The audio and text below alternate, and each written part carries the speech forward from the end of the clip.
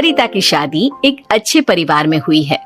उसका पति रोहन उसे बहुत प्यार करता है।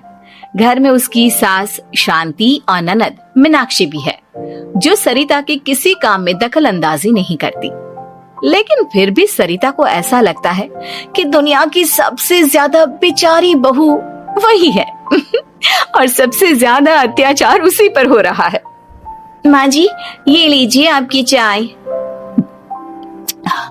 अरे बहू, तूने इतनी ज्यादा चीनी क्यों डाल दी चाय में?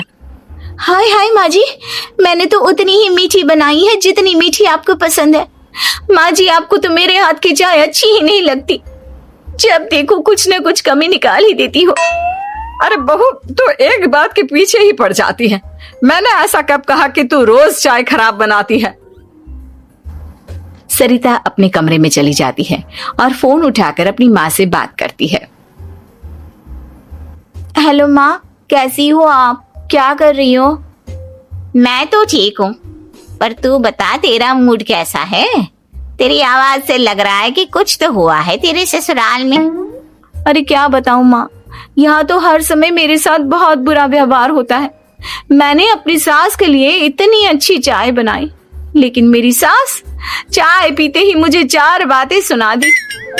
बेटी, तू इतनी छोटी छोटी बातों पर ध्यान ही क्यों देती हो?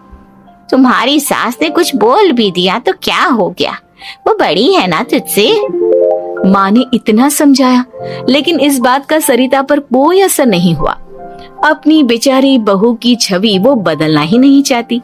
अगली सुबह सब नाश्ते की टेबल पर बैठकर नाश्ता कर रहे थे। तभी सरिता ने अपने पति से कहा, सुनिए जी, मुझे ना आज बाजार से कुछ सामान लेकर आना है। आज आप ऑफिस से आने के बाद मुझे लेकर चलना ना। भाभी, मुझे भी कुछ किताबें खरीदनी है। आप दोनों जा ही रहे हो तो मेरी किताबें भी ले आना। लो, अभी तो बात ही की है बाजार जाने की तो एक फरमाइश आ गई। माँ जी, आप भी बता दो कुछ, और हाँ, मोहल्ले वालों से भी बोल दो अगर वो कुछ मंगवाना चाहते हो तो। बेचारी मीनाक्षी अपना सा मुंह लेकर रह गई। ये सब देखकर रोहन से चुप नहीं रह गया और वो गुस्से में बोला, सरिता, क्या हो गया है तुम्हें? मीनाक्षी ने तो सिर्फ किताबों के लिए बोला है। तुम्हें मीनाक्षी से इस तरह से बात नहीं करनी चाहिए। माफी मांगो उससे अभी। क्या? मैं माफी मांगू? दिन भर आपके घर के काम करूं मैं, आपकी और आपके घर वालों की बातें सुनूं मैं, और अब माफी भी मैं मांगू? ऐसा कभी नहीं हो सकता। ये बोलकर सरिता वहां से चली जाती है। एक दिन उनकी पड़ोसन घर आती है। अरे सरिता, क्या कर रही है? और क्या करूंगी भाभी जी, बस घर का काम ही कर रही हूँ। आप बताओ कैसे आना हुआ? अरे मैं तो तुम्हारा हालचाल पूछने आई थी, लेकिन तुम तो बिजी लग रही हो। कोई बात नहीं, मैं बाद में आ जाऊंगी। और क्या करूं भाभी जी, जब से शादी होकर आई हूँ ना, बस काम ही कर रही हूँ। और इस घर में ना कोई मेरी कदर नहीं करता। पति है जो बस घर से ऑफिस, ऑफिस से घर। ननद को तो कॉलेज से फुर्सत नहीं।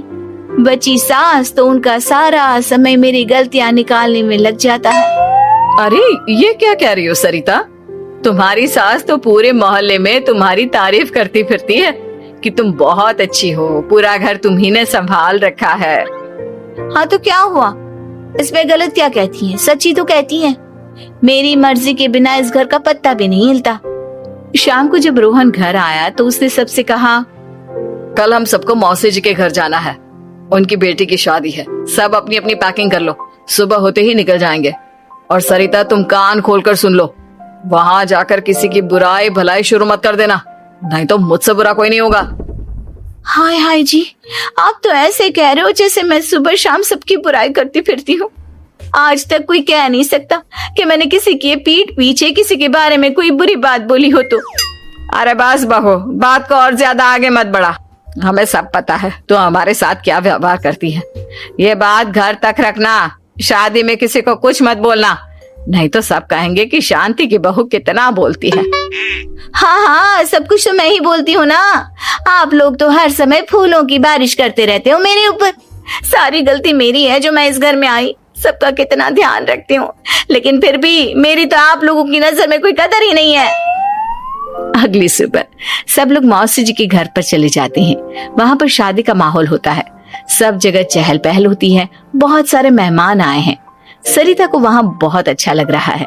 वो अपने मन में सोचती है, यहाँ कितना अच्छा लग रहा है, कितनी रौनक है।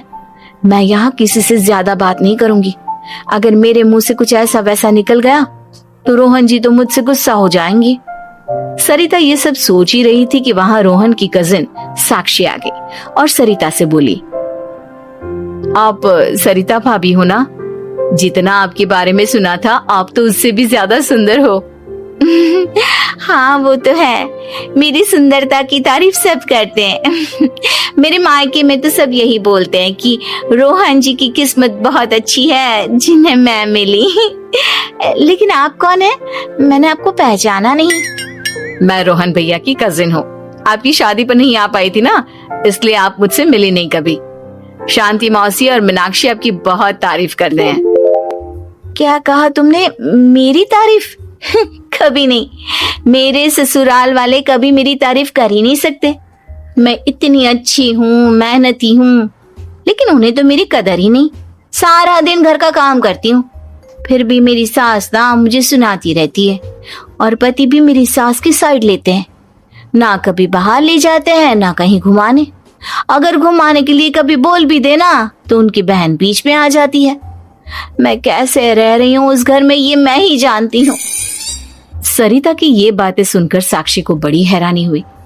अब वो हर किसी के सामने अपनी बढ़ाई और ससुराल वालों की बुराई करने लगी। रोहन और शांति को सरिता पर बहुत गुस्सा आया, लेकिन वो चुप रहे। अगले दिन जब वो अपने घर पर आए, सरिता, तुमने क्यों सबके सामने मेरी इज्जत का तमाशा बनाया? तुमसे बोला था ना कि चुप रहना। अजी ऐसा भी क्या कह दिया मैंने जो इतना भड़क रहे हो? तुम जहां जाती हो अपना रोना शुरू कर देती हो, कभी किसी दूसरे की बात ही नहीं सुनती, बस अपनी कहती रहती हो। तुमने सबके सामने हमारा तमाशा बनाकर रख दिया है। हे भगवान, मुझे अपने पास बुला ले। जिस घर में मेरी कदर ही नहीं, उस घर में मेरा क्या काम? अरे क्या करूंगी मैं यहाँ रहकर?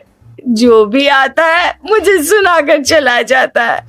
मैं तो किसी से कुछ नहीं कहती। सीधी सादी बहू मिल गई है ना सबको, तो जो जी में आए वो करो। सरिता ने अपने आगे किसी को कुछ बोलने ही नहीं दिया, और उस दिन भी उसने सबके सामने खुद को बेचारी बना ही दिया। अगले दिन मीनाक्षी कॉलेज के लिए लेट हो रही थी, इसलिए वो हर काम जल्दी जल्दी कर रही थी। अपना नाश्ता लेने किचन में गई और पतीले में रखे गरम दूध को गिलास में डालने लगी। दूध का पतीला उसके हाथ से छूट गया और गरम गरम दूध उसके हाथ पर गिर गया। ओए माँ, हाय मेरा हाथ, माँ मेरा हाथ जल गया। मीनाक्षी की आवाज सुनकर सरिता दौड़ती हुई आई। ये क्या किया तुमने? तुम्हें नाश्ता चाहिए था तो मुझसे बोल देती, मैं क्या मना कर देती? अब पता नहीं कितने दिन की मुसीबत पाल ली तुमने। सरिता मीनाक्षी को उसके कमरे में ले गई और उसका बहुत ख्याल रखा। उसका इस तरह से ख्याल रखना शांति और रोहन को थोड़ा अजीब लगा। माँ, सरिता के दिमाग का भी कुछ पता नहीं। कल शादी में सबको इतना कुछ बोलकर आई है हमारे बारे में, और अब मीनाक्षी की कितनी अच्छी देखभाल कर रही है। ये ऐसा क्यों करती है? बेटा, तेरी बीवी की ना आदत हो गई है सबके सामने खुद को बेचारी दिखाने की, और आदत इतनी जल्दी नहीं बदलती। जब ये बोलना शुरू करती है तो रुकने का नाम ही नहीं लेती, इसलिए इसे पता ही नहीं चलता कि ये किसके सामने क्या बोली जा रही है। लेकिन दिल की बहुत अच्छी है। हमें भी अपना दिल बड़ा करके ये जैसी है इसे स्वीकार करना।